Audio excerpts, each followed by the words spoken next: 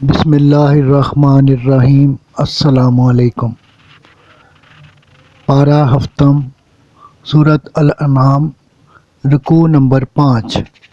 فرمایا کہ پہلے قوموں کی طرف بھی پیغمبر بھجوائے اور ان کی سرکشی اور انکار کے باعث وہ نیست و نابود کر دی گئیں۔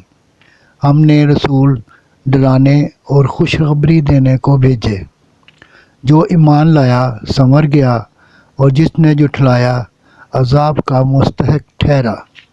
آپ بتا دیں کہ میرے پاس نہ اللہ کے خزانے ہیں، نہ علم غیب ہے، نہ فرشتہ ہوں، میں وہی کہتا ہوں جو وہی آئے۔ رکوع نمبر 6۔ فرمایا متقی وہی بن سکتا ہے جو اللہ سے ڈرے۔ آپ صلی اللہ علیہ وآلہ وسلم خلوص والوں کو دور نہ کریں بلکہ ان کی دل جوئی کریں۔ صدق اللہ العظیم۔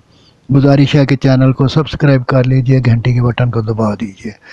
دعا ہے کہ اللہ تعالیٰ آپ کو صحت و تندرستی والی لمبی زندگی عطا فرمائے۔ آمین آمین آمین یا رب العالمین۔